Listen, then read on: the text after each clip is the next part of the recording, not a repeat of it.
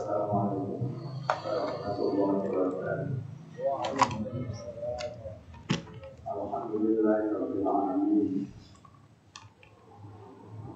Wassalatu wassalamu ala asrofil anbiya wal mursalin wa ala alihi wa sahbihi ajmain. Amma ba'du.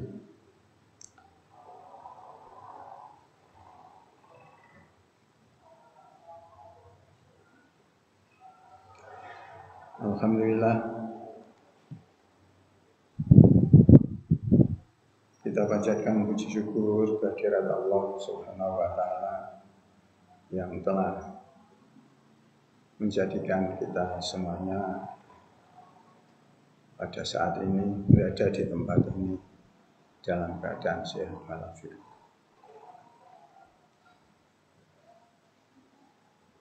Jamaah subuh rahimakumullah, kita masih membaca nasihat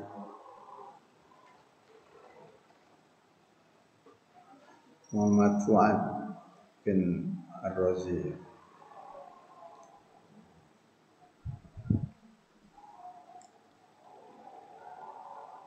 Terakhir pada nasihat yang ke-7 dari 10 nasihat. Sebagai persepsi bahwa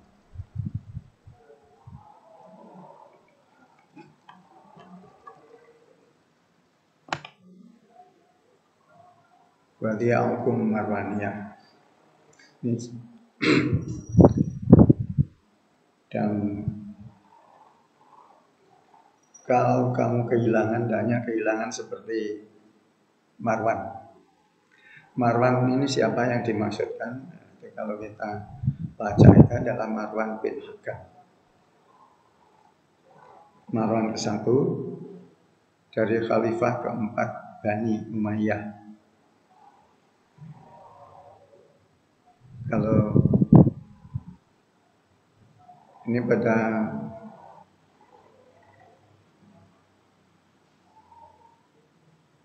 dia berkuasa singkat sekali,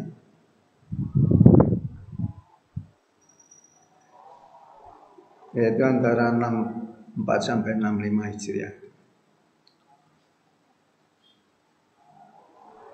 Bahkan dikatakan bahwasanya efektif Marwan bin Hakam ini berkuasanya 10 bulan. Meskipun 10 bulan, tapi dia mampu berprestasi dengan merebut wilayah yang dulu dikuasai Muslim, kemudian dikuasai Romawi, kemudian direbut lagi pada saat Umayyah ini Umayyah, yaitu wilayah Mesir, wilayah Palestina dan Suriah. 10 bulan, bukan 10 tahun ya, atau 20 tahun ya. Jadi inilah maka Yahya bin Mu'adz Ar-Razi menjadikan salah satu pesan nasihatnya Wadiya hukum marwaniyah. Pesan utamanya apa? Pesan mertuanya, bukan pesan mertuanya, pesan utamanya. Pesan mertuanya. Pesan utamanya yaitu bahwasanya siapa saja hendaknya kalau diberi amanah, termasuk kekuasaan itu amanah juga. Hendaknya betul-betul dimanfaatkan. Karena kalau tidak, nanti terancam seperti hanya sabda Nabi, wa idza tumina khana. Apabila dipercayai, khianat. Jadi kan tanda-tandanya itu kan banyak. Ada yang hadis yang mengatakan 4 tanda-tandanya. Ada yang 3, yang populer itu 3. Apabila berkata, apabila berjanji, cedera janji. Apabila dipercayai, khianat. dipercayai khianat. Wis dipercaya pemimpin tapi gak menjalankan pimpinannya dengan baik. Itu termasuk khianat. Dan itu masuk tanda orang munafik. Itu pesan utamanya. Kemudian ini dibuktikan dia berprestasi, dia mengembalikan kekuasaan Mesir, Palestina dan Suriah, negeri Syam ini termasuk bagian dari negeri Syam zaman dulu. Padahal termasuk Suriah yang sekarang gonjang-ganjing itu juga masuk Syam, itu juga negeri Syam. Yang dijanjikan nanti di akhir zaman itu yang percaya adalah negeri Syam dan semua negeri-negeri Islam akan berkiblat sama negeri Syam. Pesan Nabi ini mengapa Marwan diangkat sebagai ya model, role model gitu ya, best practice gitu ya, cara model yang modern sekarang gitu. Jadi cara bagaimana melakukan suatu organisasi dengan cara mencontoh keberhasilan yang lain yang sudah nyata-nyata berhasil. Maka kita harus ada kemauan untuk mencontoh pada yang lain yang berhasil dan yang lain. Oke, itu saya kira sebagai persepsi. Selanjutnya kita lanjutkan pada nasihat yang ke-8. Wa wilayatukum fir'auniyah. Wilayah itu sebetulnya meliputi daratan, air, udara, dan masyarakat sosialnya. Itu sebenarnya wilayah. Wilayah Indonesia itu ya daratan yang ada di kepulauan Indonesia ini. Ini contoh aja, jadi saya kira ini untuk merefresh memori kita aja. Kemudian yang di dalam air, yang di lautannya juga itu deklarasi Juanda itu hukum laut yang kemudian dipopulerkan lagi oleh Menlu kita zaman itu, Pak Mukhtar Kusuma Atmaja, ya, Profesor Sarjana Hukum. Jadi memperkenalkan hukum laut. Ya, sekian mil dari pantai itu adalah wilayah internasional yang boleh dijadikan lalu lalang. Celakanya kita meskipun suka dengan duit, gitu ya, suka dengan duit, opo sing iso didol. Ada belakangan ini yang didol malah pasir laut. Padahal kalau pasir lautnya disap, ini rongga, terus habis itu didol nang Singapura. Singapura kanggo nguruk pantai. Reklamasi pantainya Singapura. Padahal itu hitungannya hukum laut itu dihitung dari bibir pantai. Bibir pantainya terdesak. Jadi kita dodolan kekayaan kita, sumber daya alam kita, tapi untuk seperti bunuh diri begitu. Tapi tidak apa-apa, keuntungan sesaat, tapi diterimanya akibatnya untuk selamanya sampai anak cucu. Ini gambarannya ya, gambarannya pengkhianatan terhadap kekuasaan itu di level nasional seperti itu, contoh saja. Contoh yang lain masih banyak ya. Nanti ada di level daerah, level kecamatan, level kelurahan, level RT, level RW, dan itu banyak. Jadi Nabi hanya berpesan apabila diberi amanah, ya. Nah ini contoh. Ini juga gitu, wilayah hukum Fir'aunnya. Ini kebalikan dengan tadi dia hukum Marwaniyah. Kalau dia hukum Marwaniyah tadi pesannya pesan untuk ditiru. Kalau ini wawilayah hukum Fir'auniyah, pesannya adalah jangan engkau sepertiannya bangsanya Fir'aun dalam menggunakan kekuasaan. Ini jadi ini sebenarnya Yahya bin Mu'adz Ar-Razi ini ya karena dia sufi sebenarnya. Yahya bin Mu'adz Ar-Razi sufi, orang yang jernih. Sufi itu orang yang jernih. Jernih apanya? Jernih pikirannya, hatinya, dan perilakunya juga selalu connected dengan peraturan-peraturan yang ditentukan oleh Allah dan Rasulnya. Jernih, bukan kok sholat sebelum sholat, gitu ya. Aku wis eling sebelum sholat.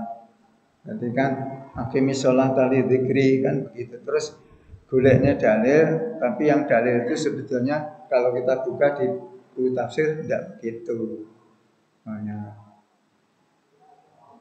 Sholat itu kanggo eling toh.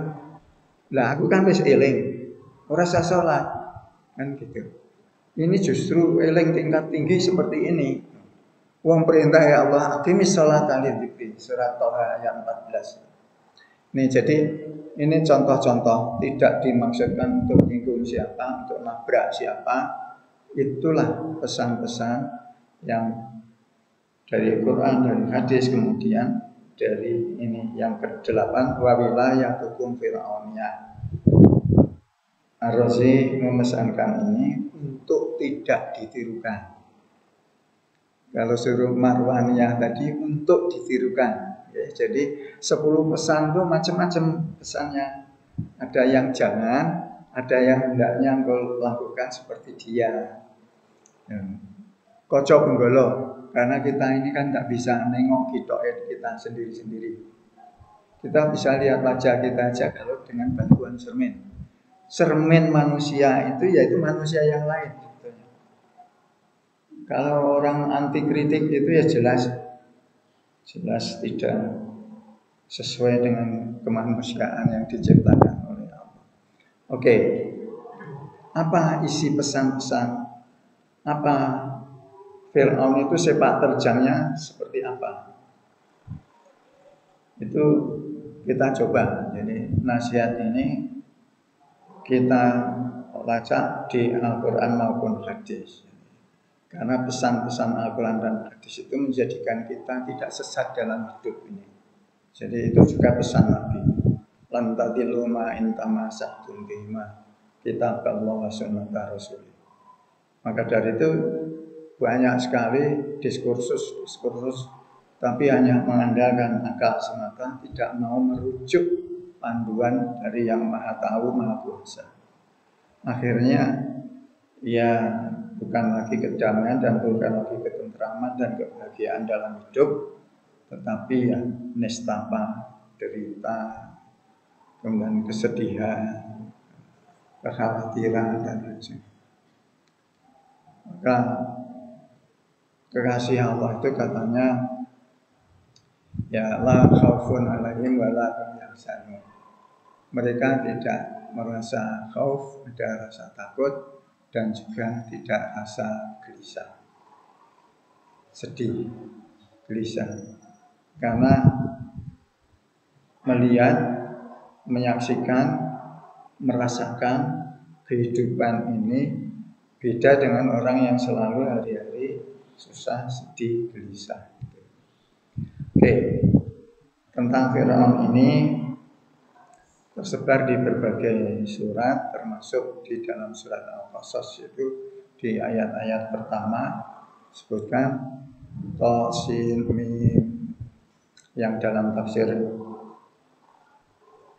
Jailani itu disebutkan hanya Allah lah yang tahu maknanya. Gitu. Jadi ini termasuk musahhilin ya. Tafsir yang mudah sekali gitu. Jadi kalau dalam tafsir-tafsir yang lain itu dimaknai sebagai ya alif lam mim ain sin qaf, yang bisa ngaji kan ngasa qaf, biasanya ngasa kacang tuh. Jadi ain sin qaf ngasa qaf. pernah sakit itu Quran. Tosimim, maksudnya ini warning, perhatikan akan disampaikan pesan-pesan penting setelah ini. Tilka ayatul kitabil mubin, itulah pakai tilka, tidak pakai hada atau hadihi. Hadihi ayatun, hadihi itu ini, katulkiyah itu. Kenapa Al-Quran yang dekat dengan kita justru menunjuknya itu gitu. Nanti itu mufasir menjelaskannya adalah untuk menghormati, mengagungkan Al-Quran dan supaya setelah diagungi dan dihormati itu aktualisasinya yaitu dipedomani sebagai panduan, karena dia fungsinya antara lain sebagai huda barahmah ilmu ini. Huda itu petunjuk. Ya kasarnya rambu-rambu lalu lintas Solo 900 km. Nah, petunjuk kalau tidak digunakan ya nanti orang akan tersesat. Tilka ayatul kitabil hakim. Tilka ayatul kitabil mubin. Jadi itulah ayat-ayat Al-Quran, firman Allah yang dikeluarkan berada dalam kitab yang mubin, yang nyata. Nyata itu bisa dibaca, ya, bisa difahami, dan bisa diamalkan. Nyata artinya kontennya, maddahnya, isinya itu bisa dilakukan oleh manusia, kecuali manusia yang memang tidak mau melakukan. Dan macam-macam manusia itu, ada manusia yang karena tidak tahu, tidak melakukan, meskipun sudah tahu juga tidak melakukan, itu macam-macam. Jadi disebutkan tilka ayatul kitabil mubin, itulah ayat-ayat Allah yang tercantum dalam kitab yang nyata.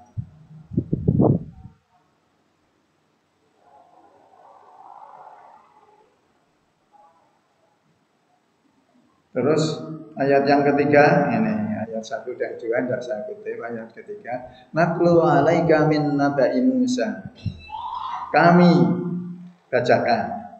Alaika, ka ini orang kedua, maksudnya adalah Muhammad. Kalau ditujukan pada Muhammad, jangan kita sebagai umat Muhammad, lu itu kan kanggo Nabi, tidak untuk saya. Ini alasan dibalik malas untuk membenarkan sikap dan perbuatan kita. Gitu.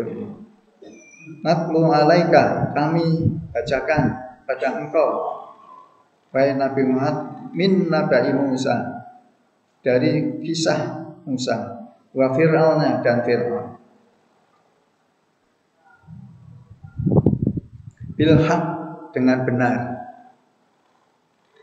liqaumi yu'minun, bagi kaum yang beriman. Maka ini semuanya adalah ditujukan orang yang beriman. Kalau bagi orang yang tidak beriman, tidak bisa mengambil manfaat apapun sedikit pun dari Al-Quran. Begitu juga hadis. Bingung dia, bingung. Wong itu Al-Quran aja masih dipersoalkan sampai sekarang. Jadi Muhammad itu datangnya belakangan. Kok tahu-tahunya ngurusi yang agama-agama terdahulu. Sekarang lagi viral tuh di media itu ya. Jadi, itu bagaimana lah ini otaknya yang tidak jalan kan gitu. Wong wa ma yantiqu anil hawa in huwa illa wahyun yuha. Tidaklah dia yang bicarakan oleh Muhammad itu menurut hawa nafsunya Muhammad, in huwa illa wahyun yuha. Tetapi itu adalah hanya wahyu yang diwahyukan. Maka banyak Ustaz menceritakan di sini, jika ditanya apalagi yang tanda-tanda Muhammad itu apa betul-betul Nabi yang akan datang, karena itu ditunggu-tunggu, ada jeda sekitar 6 abad ya. 6 abad itu kosong, tidak ada utusan. Setelah Isa sampai sambung Muhammad itu kosong. Itu kan polarisasi di masyarakat kan, rebutan siapa yang akan jadi rasul selanjutnya. Itu setelah Isa. Bingung toh? Jadi masing-masing mengaku dari bangsaku, dari sukuku. Yang getol ini dari Israel, ya. Israel itu padahal ya anak turunnya Nabi Yakub yang 12 itu nanti anak turun menurunnya itu juga sih konflik. Wong cek padha urip wong tuane wis senengnya paten-patenan, bagaimana merusak saudara sekandungnya. Ingat kisah Yusuf kan, dibuang di sumur. Sumur itu bukan sumur seperti sumur wong Jawa ini ya. Itu kayak sendang begitu, oase di mana di padang pasir kemudian ada air yang itu sumber yang dalam gitu. Tapi dibilang karena pesannya Yakub, le ojo boja adek ujik cilik.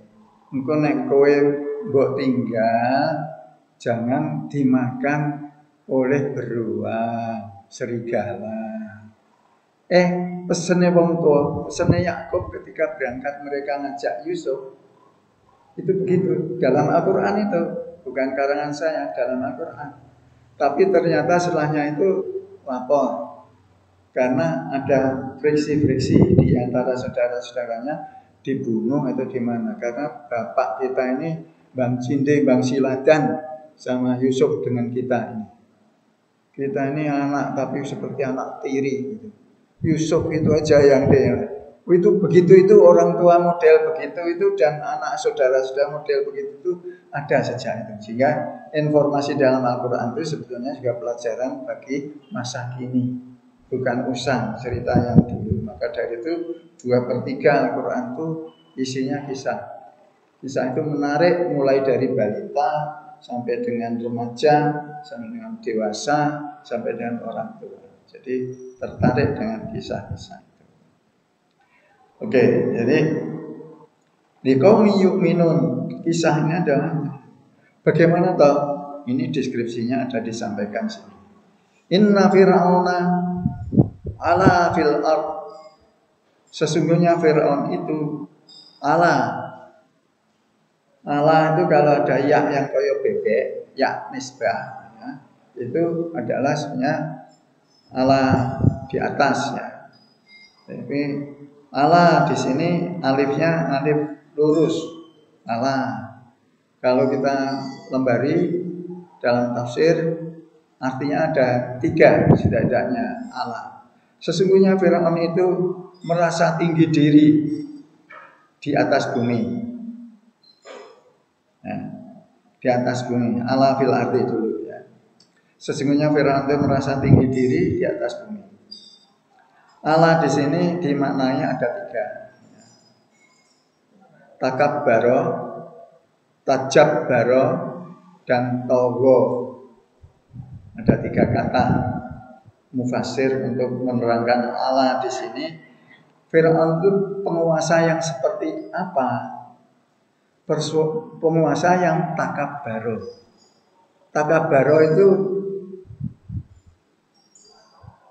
pengertiannya apa? Batarul haq wa ghamdun nas. Batarul haq artinya menolak kebenaran. Kebenaran datangnya dari mana saja enggak mau. Yang bener ki ya aku. Ini. Jadi yang patrape menungso ning merasa tinggi diri, merasa maha benar, itu kan sudah kelirunya adoh. Sangat jauh jadi mulanya nanti anak wong elek-elek itu ya ditampa cocok enggak karo Al-Qur'an, nasihat itu, peringatan itu dan hadis. Kalau enggak cocok ditolak, kalau cocok ya diterima. Ala tajab baru, yaitu batarul haq wal ghamdun nas. Batarul haq menolak kebenaran, ghamdun nas itu menganggap rendah manusia. ihtiqarun nas, yaitu menganggap rendah manusia yang lainnya. Yang kedua adalah tajabbar, ijbar. Ono wali mujbir, wali yang boleh memaksa, itu wali mujbir, yaitu ayah kandung. Jadi wali mujbir. Jadi ijbar hak paksa. Itu sepertinya kalau dalam muamalah bertetangga, tetangganya mau jualan rumah, itu tetangga yang satu, yang sebelahnya yang tidak jualan rumah, itu punya hak ijbar. Kalau terjadi transaksi jual beli, bisa kelah di pengadilan, itu dia tidak memberitahu saya lebih dulu. Saya sebagai tetangganya lebih berhak untuk membeli itu. Itu ada diatur semua. Agama kita ini jos modern. Agama kita itu ya. Hanya panduan itu ada di hadis. Jadi enggak di Quran gitu. Jadi ada hadis. Jadi ada jual beli paksa gitu. Kalau judulnya kalau dengan melacak itu jual beli paksa dalam Islam. Dan nanti akan diterangkan dengan dalil-dalilnya semuanya kan. Oke, ini ijbar, jabbar, semena-mena. Toghiyah. Togho itu artinya ini masih menerangkan Allah. Togho adalah melampaui batas. Melampaui batas. Batasnya apa? Ya batasan yang Maha Kuasa. Kalau pemilik binatang itu membatasi supaya binatangnya tidak kemana-mana, bikinkan kandang. Sekarang lagi populer kucing ya. Kucingnya siapa, makannya di mana, kemudian muntahnya di mana, beraknya di mana, kencingnya di mana. Itu kok koyo orang aturan gitu loh. Ya memang sahabat Nabi namanya Abu Hurairah itu pencinta kucing, tapi tidak seperti itu gitu loh. Jadi ini sok kita menirukan tetapi tidak kayak yang ditirukan gitu. Terus diterjemahkan di hawa nafsunya sendiri sehingga membuat karena man salimal muslimuna min lisani biyadihi ya. Wal muhajiru an hajara alaiha. Jadi orang muslim itu yang membuat selamat orang lain. Orang lain itu termasuk tetangga gitu ya. Apanya? Dari lisannya, apanya? Dari tangannya. Dari lisan dan tangan dan pikiran itu sebenarnya apa? Bisa mengendalikan binatang peliharaannya. Tuh kalau ini sampai yang contoh ya, ilustrasi yang lagi in di Dinar Mas ya. Oke, padahal kan barang siapa hadis itu, barang siapa yang menanam tanaman kemudian berbuah dan buahnya dimakan burung, dimakan binatang lain atau dimakan manusia, jika diikhlaskan dia jadi sedekah. Sedekah itu berarti alamatnya tidak hanya pada manusia. Yang makhluk yang bukan manusia pun juga menjadi alamat sedekah. Kalau jangan jalan-jalan di bukit, nih Pak Wahyudi sering di bukit ini. Itu sering toh orang kasih makan kucing di jalan. Itu nawaitunya ya ingin mendapatkan berkah dari Allah dengan memberi makan kucing yang tak bertuan itu. Nanti banyak kisah-kisahnya ada apa namanya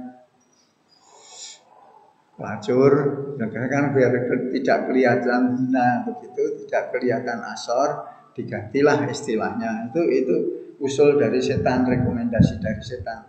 Tasyin itu memperindah.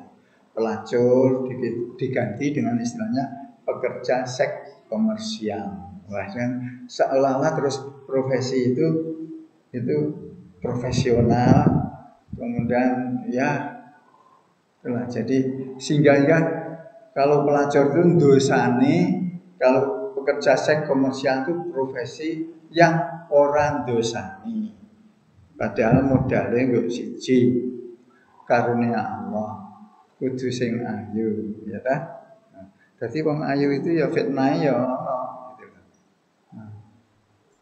Kok jadi miftah ya nanti, nggak usah terus ya, nggak usah terus.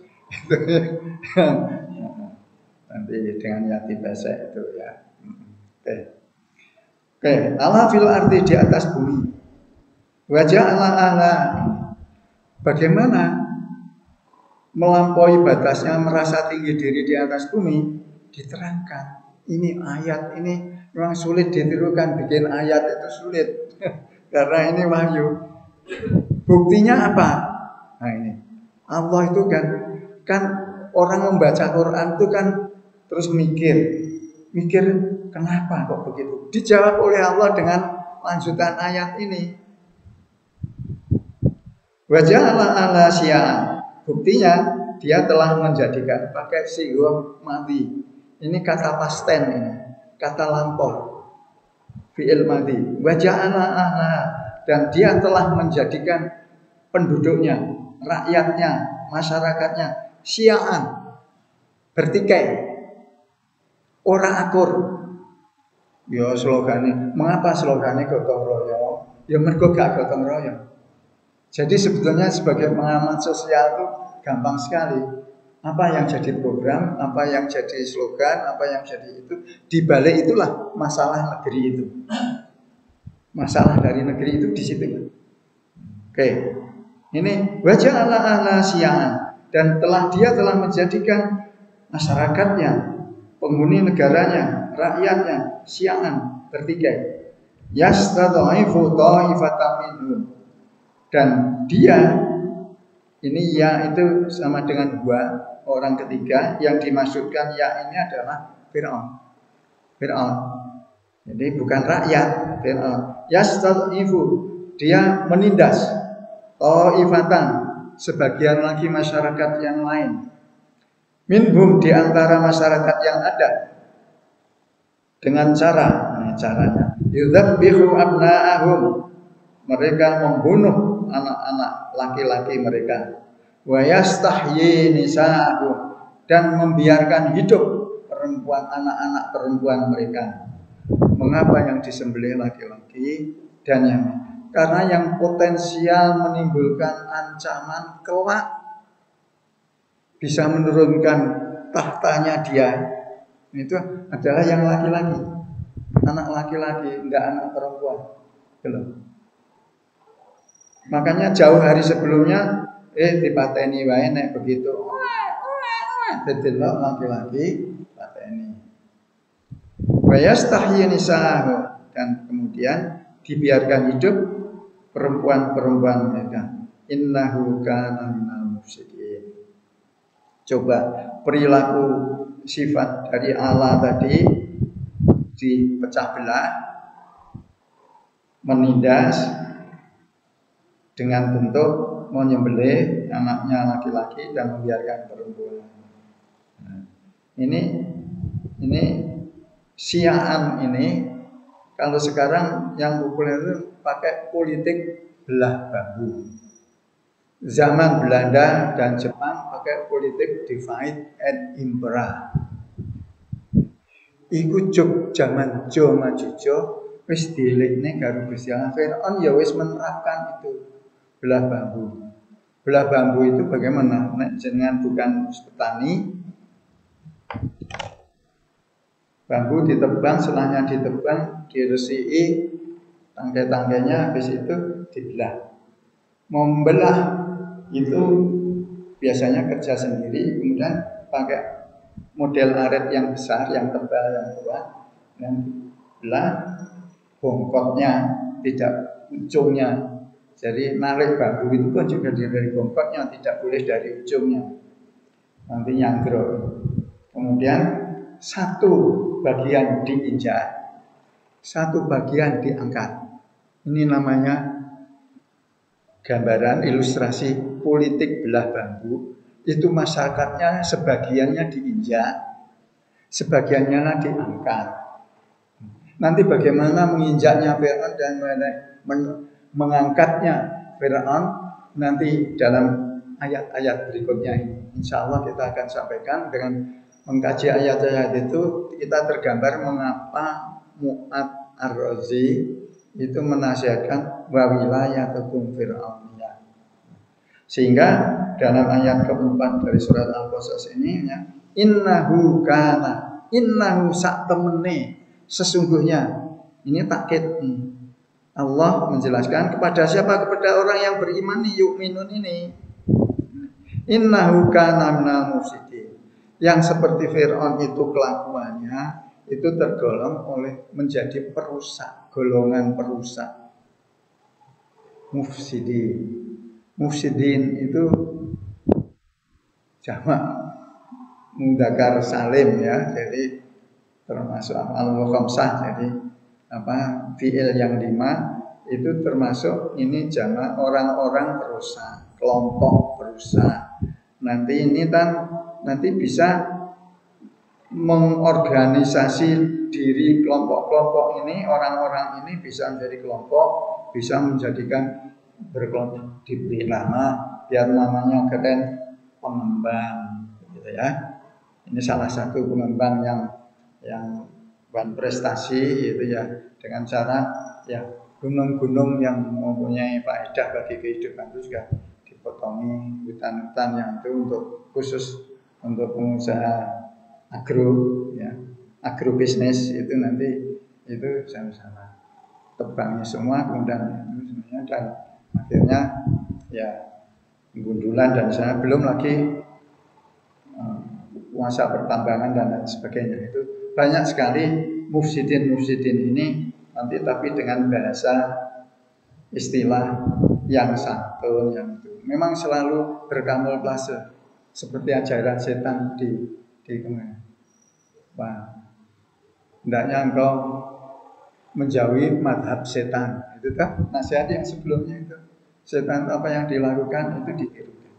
Oke, mohon maaf sekarang sudah lewat waktu dan sudah masuk ini ya 23 ya syuruknya. Dan mari kita tutup dengan kabar masjid subhanallah. Asyhadu an la ilaha illa anta astaghfiruka wa atubu ilaik. Assalamualaikum warahmatullahi wabarakatuh.